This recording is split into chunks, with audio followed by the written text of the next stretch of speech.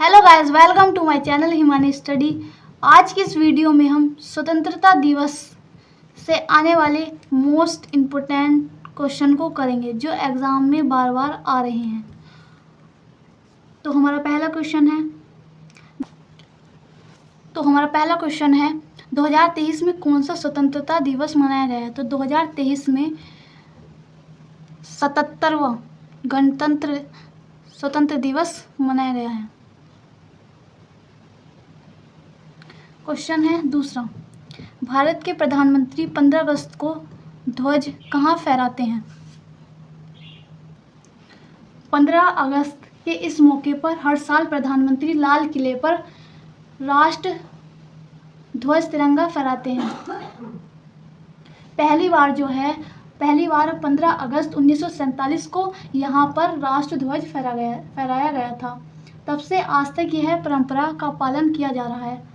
तो जो हमारा ध्वज है वो पहली बार लाल किले पर फहराया गया था। इस साल स्वतंत्रता दिवस 2023 के मौके पर प्रधानमंत्री नरेंद्र मोदी ने 10वीं बार राष्ट्र ध्वज फहराया है। तो कहाँ फहराया जाता है? दिल्ली के लाल किले पर।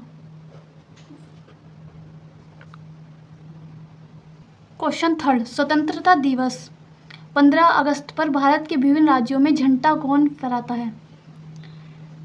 तो लाल किले पर जो है प्रधानमंत्री झंडे फहराते हैं और जो अन्य राज्य हैं उन पर जो झंडे फहराए जाते हैं वो राज्यपाल फहराता है। हमारा फोर्थ क्वेश्चन है, भारत स्वतंत्र कब हुआ था। ये मोस्ट इम्पोर्टेंट क्वेश्चन है, अधिकतर बच्चों को इसका आंसर पता होगा। तो 15 अगस्त 1947 में भारत आज़ाद हुआ था।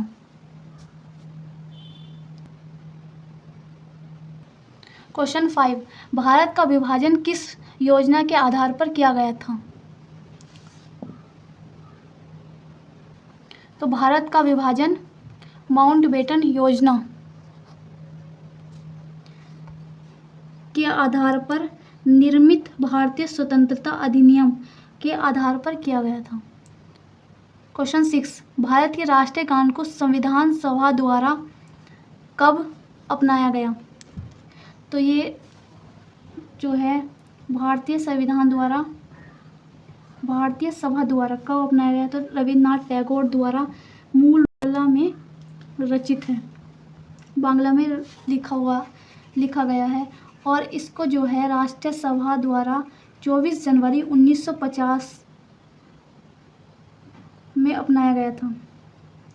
इस गीत को भारत के राष्ट्रगान के रूप में राष्ट्रीय सभा द्वारा उनके हिंदी संस्करण में अपनाया गया था।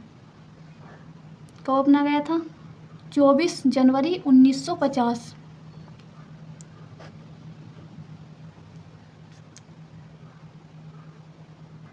क्वेश्चन 7, भारत का राष्ट्रीय गान पहली बार कहाँ गाया था। तो भारत का राष्ट्रीय गान पहली बार गाया गया था 27 दिसंबर 1911 में कोलकाता में।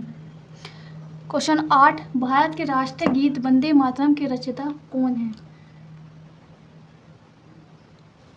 तो वंदे मातरम गीत बंकिम चंद्र चटर्जी द्वारा संस्कृत में रचा गया था। यह स्वतंत्रता की लड़ाई में लोगों के लिए प्रेरणा का स्रोत था। क्वेश्चन 9, भारत का झंडा गीत किसने लिखा था। तो भारत का झंडा गीत जो है 1938 के कांग्रेस अधिवेशन में स्वीकार किया गया था और इस गीत की रचना करने वाले श्यामलाल गुप्त प्रसाद कानपुर में रत्न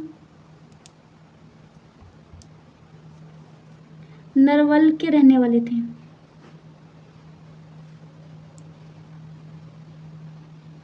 तो भारत का झंडा गीत श्यामलाल गुप्त।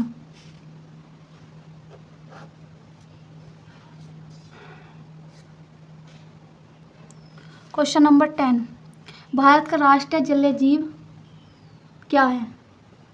तो भारत का राष्ट्रीय जलीय जीव डॉल्फिन है। गंगा डॉल्फिन को भारत का जलीय जीव है। यह गंगा नदी की पवित्रता का प्रतिनिधित्व करता है। तो भारत का जलीय जीव गंगा डॉल्फिन है, जो गंगा नदी की पवित्रता का प्रतिनिधित्व करता है, क्योंकि यह केवल शुद्ध और मीठे जल में ही जीवित रह सकती है। पर्यावरण और वन मंत्रालय ने 18 मई 1910 को गंगा नदी डॉल्फिन को राष्ट्रीय जलीय जीव के रूप में अनुसूचित किया था। तो भारत का जलीय जीव गंगा डॉल्फिन।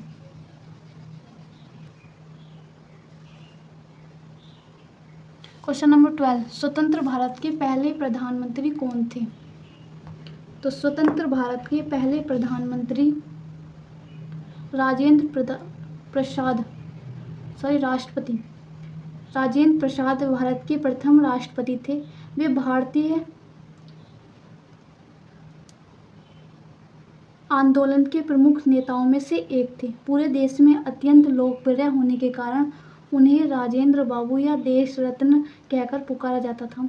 तो इसलिए जो भारत के जो प्रथम राष्ट्रपति थे वो थे राजेंद्र प्रसाद। क्वेश्चन 13, इस वर्ष स्वतंत्रता दिवस की थीम क्या है? तो इस वर्ष जो है स्वतंत्रता दिवस की थीम थी राष्ट्र पहले हमेशा पहले, यानी कि नेशन फर्स्ट ऑलवेज फर्स्ट। ऐसे में इस दिन सभी कार्यक्रम और आयोजन इसी थीम पर आधारित हुए।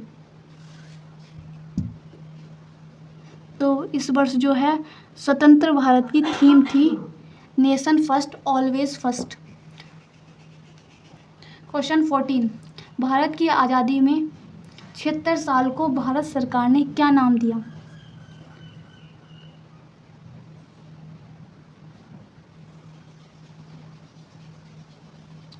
तो इसमें जो नाम दिया था वो दिया था आज़ादी का अमृत महोत्सव।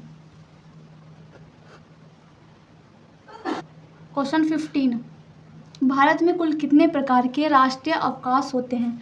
तो भारत में 3 प्रकार के राष्ट्रीय अवकाश होते हैं और दिन हैं 26 जनवरी, 15 अगस्त और 2 अक्टूबर। भारत के 3 राष्ट्रीय अवकाश हैं जो गणतंत्र दिवस, स्वतंत्रता दिवस और गांधी जयंती के रूप में मनाए जाते हैं। क्वेश्चन 16, भारत पर ब्रिटिश का कितने वर्षों तक राज रहा? तो भारत पर जो है ब्रिटिश का जो राज रहा था वो 190 वर्षों तक रहा था, लेकिन 200 के समथिंग ही है।